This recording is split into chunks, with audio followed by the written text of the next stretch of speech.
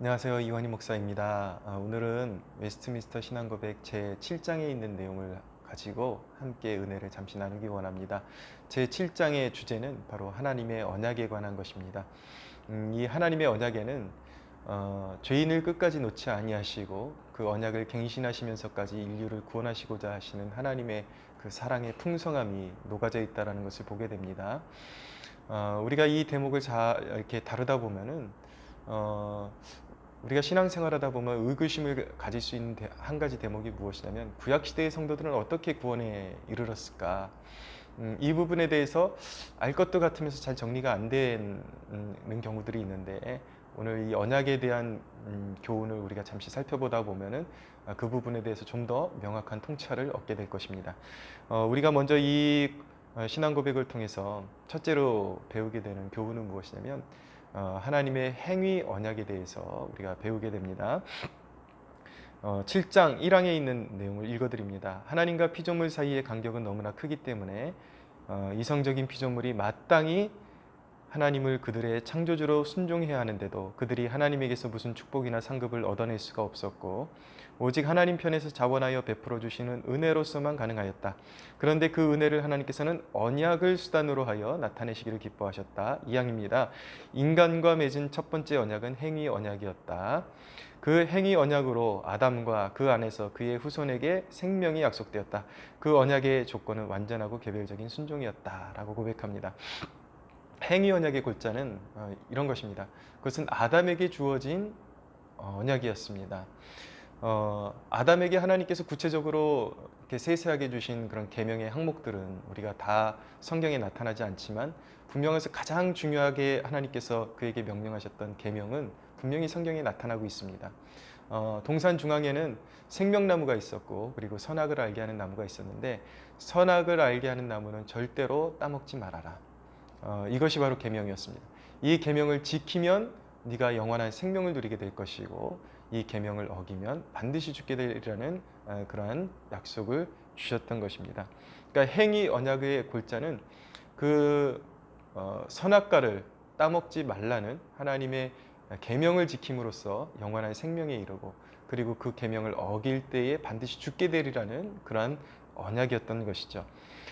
그러나 이 조건을 하나님께서 걸어서 이것을 지킬 때 생명을 지켜주겠다라는 그런 언약을 주셨기 때문에 이 언약을 일컬어 행위 언약으로 일하고 그렇게 이름을 부르지만 많은 학자들은 그 행위 언약조차도 사실 본디 인간이 하나님에게 내가 이렇게 하면은 그 생명을 주세요라고 먼저 요구할 수 있는 권리가 없기 때문에 그런 행위 언약의 권리를 주신 그조차도 바로 하나님의 은혜에 기인한 것이다 라고 그렇게 고백하고 있는 것입니다. 하나님이 아담의 타락을 조장하신 것은 아니었습니다. 그러나 아담의 타락으로 말미암아 결과적으로 인간의 불완전함 때문에 인류에게 재앙이 왔지만 그 불완전함 때문에 다시는 멸망하지 않는 완전한 은혜에 속한 그런 언약이 허락되어지는 발판이 되었다라는 사실. 그러니까 아담의 실패가 그 행위 언약이 깨어짐으로 말미암아 인간은 본디 이제 계속 불완전하게 될 텐데 더욱 이제 죄를 짓고 불완전하게 될 텐데 그 불완전함으로 말미암아 하나님과 다시는 관계가 깨어지지 않는 더 탁월하고 더 분명한 그런 은혜의 언약을 주시는 그런 계기가 되었다라는 것은 이 사실을 묵상하게 되면은 이 언약에 담긴 하나님의 구원의 그 신비, 가늠할 수 없는 신비를 느끼게 되는 것입니다. 하나님은 왜 그렇게 죄인을 사랑하실까? 하나님은 왜 그렇게 인류를 놓지 못하셨을까? 그 이해 불가의 하나님의 사랑에 대해서 이제 그 마음이 이제 열리게 되는 것이죠. 그렇게 불완전한 행위로 구원에 이룰 수 없는 인간을 위해서 하나님은 두 번째 언약을 주셨습니다. 그것을 일컬어 우리는 은혜 언약이라고 부르고 있는 것입니다. 사망에 있는 내용을 읽어드리겠습니다. 인간이 타락함으로 말미암아 행위 언약으로는 생명을 얻을 수가 없게 되어버렸기 때문에 주께서 두 번째 언약을 맺으시기를 기뻐하셨다. 이 언약은 일반적으로 은혜 언약이라고 불리운다. 그 언약에 의하여 주님은 죄인들에게 예수 그리스도를 예수 그리스도로 말미암아 생명과 구원을 값없이 주셨다라고 고백합니다. 흔히 우리가 오해할 때 모세에게 주신 그 율법을 통해서 맺어진 언약을 또한 행위 언약이라고 그렇게 오해하는 경우들이 있습니다. 그러나 은혜 언약의 발전사를 좀 요약해서 말씀드리면 이렇습니다. 타락 이후에 이미 창세기에 하나님은 창세기 3장 15절을 통해서 아담과 하와의 타락 이후에 바로 이 원시복음이라는 것, 바로 은혜의 복음을 이미 언약으로 주셨습니다. 창세기 3장 15절에 보면은 여자의 후손이 사단의 머리를 상하게 할 것이고 사단은 여자의 후손의 발꿈치를 상하게 할 것이다 라는 이런 예언의 메시지를 주시면서 이후에 한 구원자를 하나님께서 인류에게 주실 것인데 그가 십자가를 지게 될 것이고 그로 말미암아 이제 구원의 길이 활짝 열릴 것을 이제 하나님께서는 계시해 주셨던 것입니다. 그러나 이 원시 복음 안에는 희미하게 어떤 한 구원자에 대한 대망은 녹아 있지만 구체적으로 어떤 모습으로 메시아가 오게 되고 어떻게 그렇게 나무에 달리게 될 것인지는 구체적으로 나타나지는 않죠. 그러니까 희미하게 하나님께서 그 언약을 인류에게 허락해 주신 것입니다. 그런데 이 언약이 노아를 거쳐서 아브라함에 이르러서 이 한 구원자에 대한 약속이 더욱더 심화되고 확실해지게 됩니다. 아브라함에게 본래 약속하셨던 내 씨로 말미암아 천하 만민이 복을 받게 되리라고 하셨을 때에 그 내 씨라는 대목은 바로 이후에 오실 예수 그리스도를 통해서 그의 대속 사역을 통해서 만민이 구원에 이르는 그런 놀라운 은혜가 임할 것이라는 것을 예언적으로 담고 있는 대목이라고 말씀드릴 수가 있죠. 그렇게 이제 한 구원자에 대한 그 언약이 되고 있었던 것입니다. 근데 그것이 이제 모세를 통해서 더욱 심화되게 되죠. 피해 제사를 통해서 이제 예수 그리스도를 통한 구원의 은혜를 더욱 예시적으로 가시적으로 모형으로 알게 하셨던 것입니다. 그래서 이 웨스트민스터 신앙 고백서의 해설서는 이렇게 말하고 있습니다. 모든 세대에 걸쳐서 이 한 언약을 근거로 하여 하나의 참 교회가 있을 뿐이다.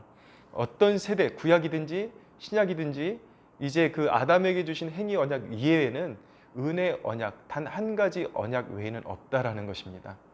단 구약의 성도들은 하나님께서 은혜 언약을 통해서 보여주신 앞으로 오실 메시아를 믿음으로 구원에 이르렀던 것이고 이제 신약의 성도들은 오신 메시아 예수 그리스도의 대속의 사역을 통해서 구원을 얻게 되었던 것이죠. 율법은 모세에게 주었던 그 율법은 피해 제사를 통해서 오직 예수 그리스도 안에만 구원이 있음을 알게 하신 것인데 안타깝게도 우리가 신약 성경을 통해서 보게 되듯이 유대인의 그런 대변인적인 그런 인물로 나타나는 그런 바리새인들은 그 하나님의 은혜를 저버리고 자신의 행위로서 구원에 이르려고 함으로써 하나님의 뜻을 저버리게 된 것입니다. 은혜 언약의 골자는 무엇인가? 행위에 실패한 인간을 위해서 이루신 그리스도의 완전한 순종을 통해서 그리스도를 믿는 자에게 믿는 자의 행위가 죽는 날까지 여전히 불완전할 것임에도 불구하고 그리스도께서 믿는 자를 위해서 대신해서 흘려주신 그 피 흘림을 근거로 해서 영원한 생명과 축복을 허락하시겠다라는 언약인 것입니다. 너무 놀랍지 않습니까? 너무 은혜롭지 않습니까? 아마 은혜롭지 않다면 둘 중에 하나일 것입니다. 제가 설명을 잘 못했거나 아니면 여러분들의 마음이 굳어 있거나 아직 깨닫지 못했거나 곰곰이 생각해 보십시오. 하나님께서 이 은혜 언약을 우리에게 허락해 주시지 않았다면 우리의 행위로서는 하나님이 여전히 우리에게 조건을 다셨다면 우리는 영원히 멸망할 수밖에 없는 그런 존재였을 텐데 그리스도께서 우리를 위해서 온전한 순종을 이루시고 우리의 죄값을 십자가에서 다 치르심으로 말미암아 모든 믿는 자는 그리스도 안에서 영원히 멸망하지 않을 것이라는 그런 약속을 받게 된 것입니다. 사실 우리가 예수 그리스도를 믿으면 구원받는다라는 것, 이건 하나의 조건이죠. 예, 맞습니다. 조건인데 그 조건 자체에도 놀라운 비밀이 있습니다. 그것이 무엇이냐면 그 믿음조차도 사실은 사람의 그 심령 안에서 역사하시는 성령의 사역으로 말미암아 한 영혼 안에 성령의 사역이 선행되지 않는다면 복음의 진리를 깨달을 수 없다는 점에서 은혜 언약은 처음부터 끝까지 하나님의 활동이며 하나님의 전적인 공로라는 사실을 우리는 배우게 되는 것입니다. 여기서 적용점 한 가지를 나누게 되는데요. 우리가 신앙생활하면서 이 전적인 하나님의 은혜를 생각할 때에 이 개념을 잘못 오해해서 자주 범하게 되는 오해를 다루려고 합니다.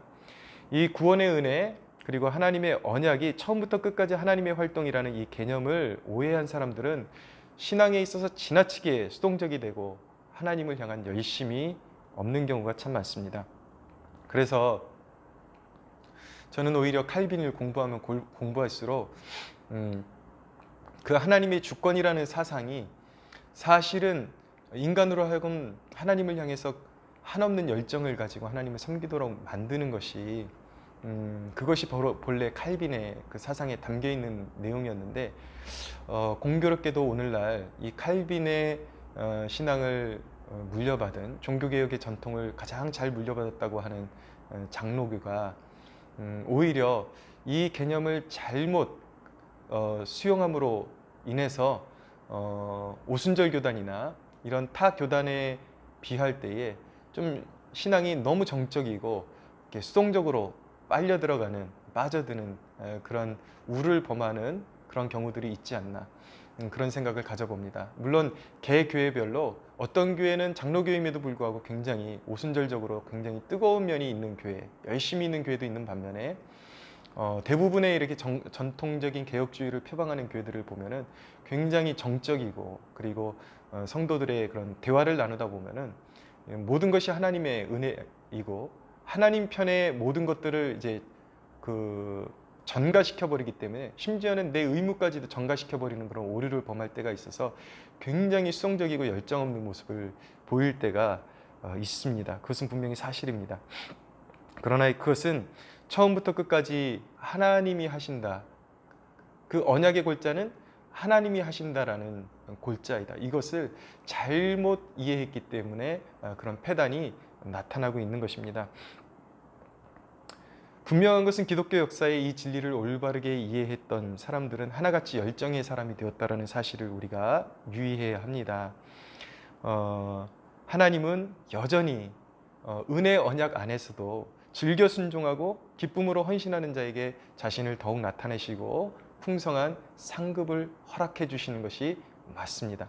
그러나 이것은 공로주의와 전혀 다른 것입니다. 더 즐겨 순종하는 자녀에게 하나님께서 아버지 역할을 해주실 것이다 라는 이 조건 안에는 이미 끊을 수 없는 하나님과의 관계로 맺어져 있고 하나님께서 선행적으로 그를 끌어주셨기 때문에 하나님과 아버지와 자녀의 관계를 맺을 수 있게 된 것이죠. 그래서 불순종이 보인다고 해서 하나님께서 아버지 역할을 안 하고 있다는 뜻은 아닌 것입니다. 그러나 이미 그 자녀에게는 아버지의 사랑이 흐르고 있는 것이죠. 객관적인 사실로는 그가 순종을 하든지 순종을 하지 않든지 그리스도 안에서 하나님 아버지의 자녀이고 하나님의 자녀이고 그럼에도 불구하고 하나님이 그에게 끊임없이 사랑을 베풀어주고 계신다라는 사실은 객관적인 사실입니다. 그렇지만 기쁨으로 자녀가 순종할 때 하나님과 자녀의 관계, 이 둘의 관계는 더 풍성해지고 아버지의 사랑이 각별해지기 마련인 것은 사실인 것입니다. 자, 사실 더 순종하고 헌신할 때 상급을 받는 문이 활짝 열려 있다라는 자체가 그것이 공로주의가 될 수 없는 이유는 무엇이냐면 하나님이 피조물에게 주신 언약에 의해 주어진 선물이기 때문에 그 자체가. 자, 여기서 정리 한번 해드리고 넘어가겠습니다. 공로주의는 내가 이것을 했기 때문에 하나님이 나에게 이렇게 하셔야만 해 라는 사상인 것입니다. 그러나 은혜의 사상은 무엇이냐면 내가 하나님 앞에 이것을 했기 때문에 하나님의 축복을 끌어올 수 있는 것이 아니라 이미 내가 구하면 하나님께서 축복을 주실 수 있다라는 이 조건 자체, 이 자체도 하나님께서 그렇게 구할 수 있는 은혜를 나에게 먼저 주셨다라는 것. 예. 그렇기 때문에 내가 구하면 받고 더 순종하면 하나님의 사랑을 더 풍성하게 받고 상급을 더 풍성하게 받는다라는 그 자체가 사실은 그렇게 허락해 주신 자체도 하나님의 은혜인 것이지, 하나님이 먼저 베풀어 주신 은혜인 것이지, 인간이 잘했기 때문에 공로적으로 그 은혜를 따온 것은 아니다라는 것입니다.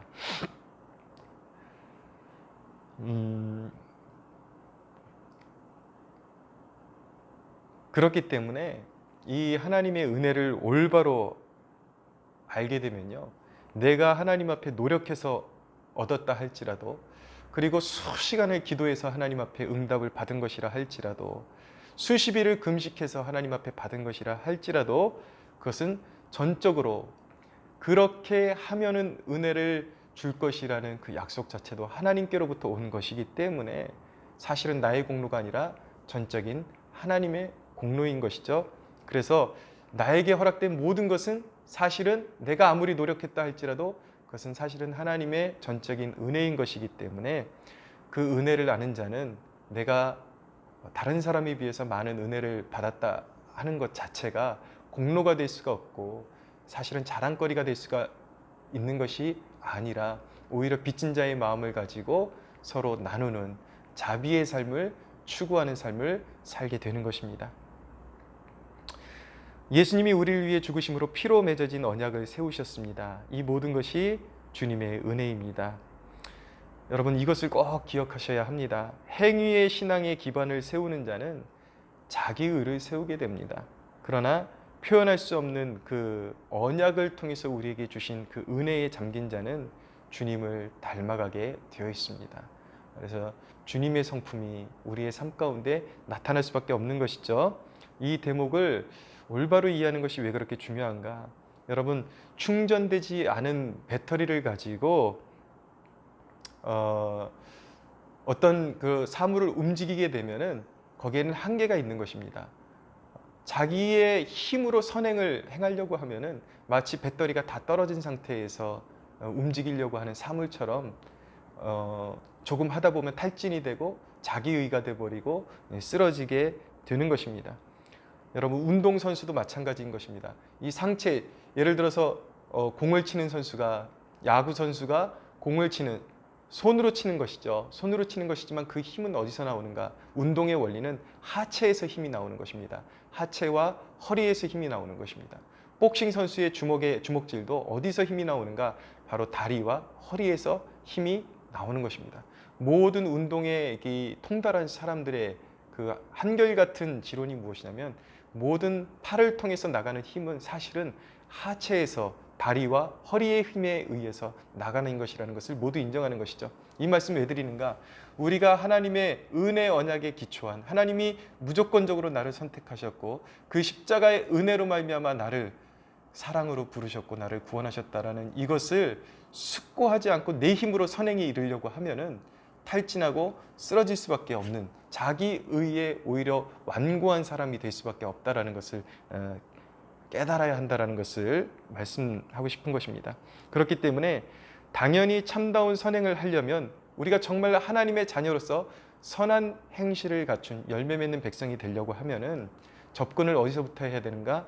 깊은 묵상을 더 오래 해야 하는 것입니다.